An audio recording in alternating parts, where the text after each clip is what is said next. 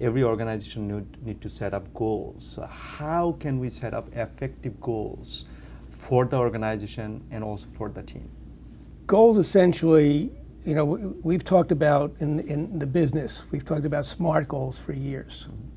And a lot of people use them. Drucker was very smart when he created that, and it's been very useful. I love Peter Drucker.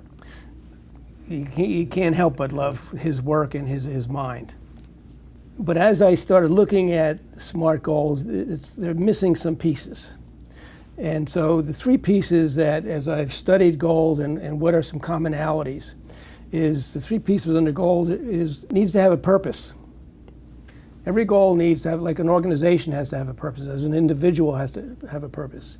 It's almost an existential concept. That what is the reason that I'm here? What is the reason I'm doing this work? That's what drives people. I hear it all the time that I'm given assignments and my manager doesn't know why anymore. Somehow it got lost between the first two layers of management. By the time it got down to the middle of the organization, it's lost. Well, it can't be lost. Not if we want to engage our folks. So the second part of the goal is target. And essentially that's talking about what are we aiming at? How are we going to know when we get there? So we're really talking about the vision, the deliverables, and a time frame. So it's very clear and easy to do. The trick is, and I think the part that gets lost is around measurement.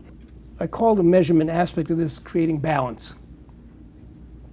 That we need to measure multiple aspects of what we're trying to achieve. In the book, I use the example of John F. Kennedy's sort of charge is to get a man to the moon in 10 years.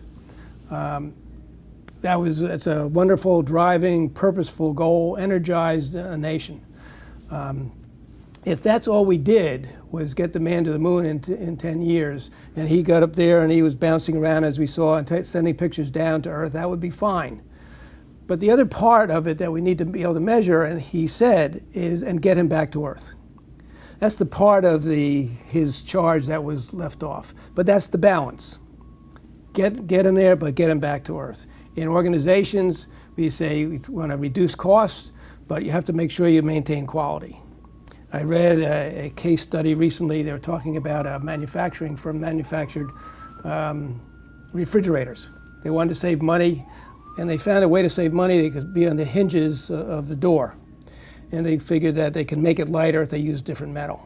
So they saved money. They met that measurement.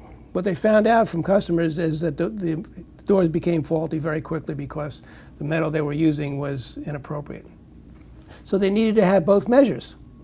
One, that you save us, reduce costs, but we maintain quality. So when you look at balance of goals, you're really looking at how do we prevent unintended consequences. It takes some thought. What always often happens, and I think it goes to your question, is we don't give our goals enough thought. And we don't spend the time. And I think goals, whether I'm delegating somebody to write a report, I need to be thinking about what that is, what the goals are.